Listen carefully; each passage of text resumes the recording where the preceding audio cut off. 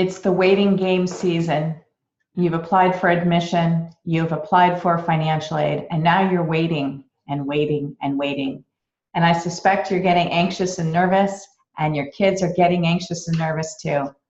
Today I wanted to provide the 5 things I think that families should be focusing on now while we're playing this waiting game.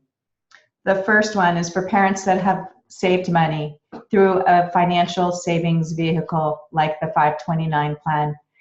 Now would be a good time to go back to your financial planner or the organization for which you've saved this money and get some understanding on how the withdrawal process can be completed so that when it comes time to pay the bill, you'll have that down pat and it will be a non-issue for you. While you're thinking about withdrawing this money, the time frame is very important. Some families think that they have to pay the school bill in the fall, but often many colleges and universities require you to pay the tuition and fees in the summer before school even starts.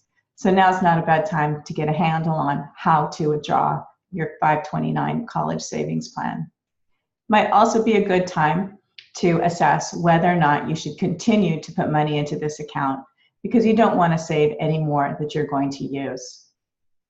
The second thing that I would encourage families to do is to take a look at the net price calculators of the schools, maybe the top 3 schools that your son or daughter might be interested in.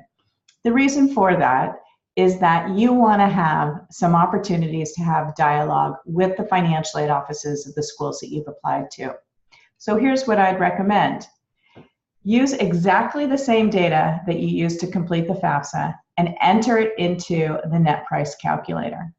And print out the output information so that you have that on file.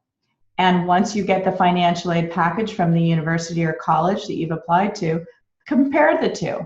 And if there's a discrepancy, you have a reason to go back and appeal to find out why they didn't give you the money based on the net price calculator.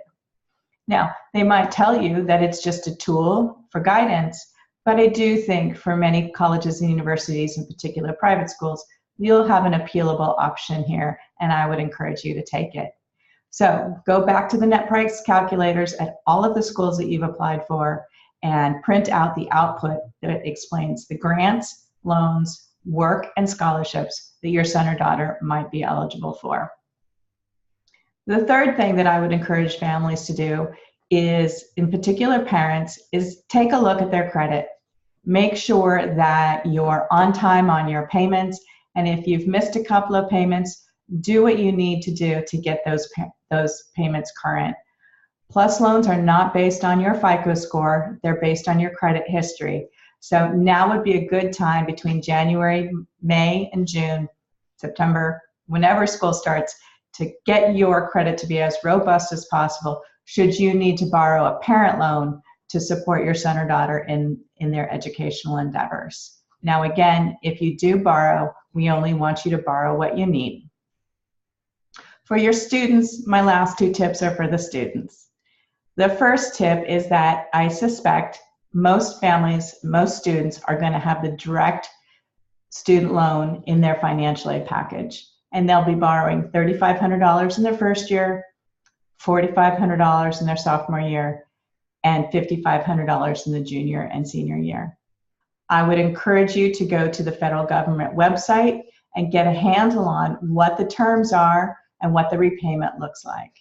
It's important that you calculate your student loan indebtedness, not just for the freshman year, but for the sophomore, junior, and senior year.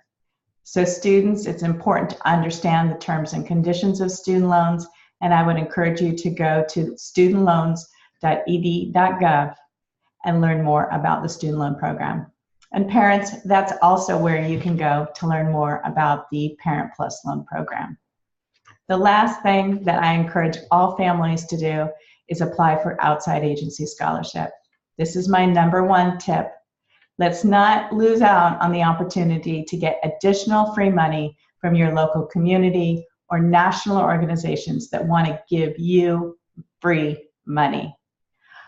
If you're here in the South Bay, there's hundreds of organizations that are posting their scholarship applications and programs at all of the high schools. So if you haven't already done so, go to your high school and go to the Career Center or go online and see what applications would be right for you.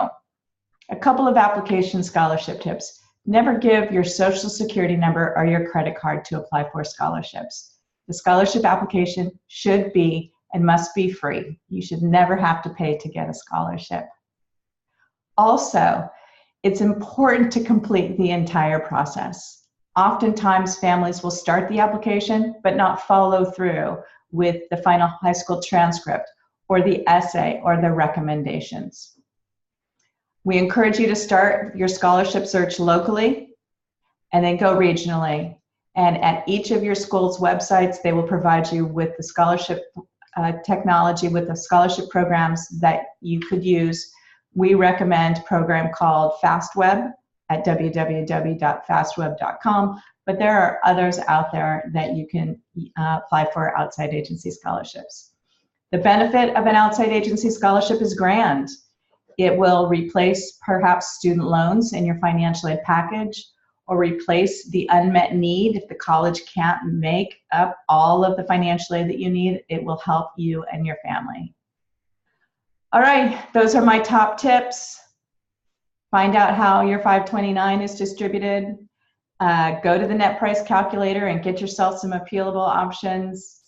Check out the parent loan and make sure that your credit is good. Understand student loans and interest rates and apply for outside agency scholarships.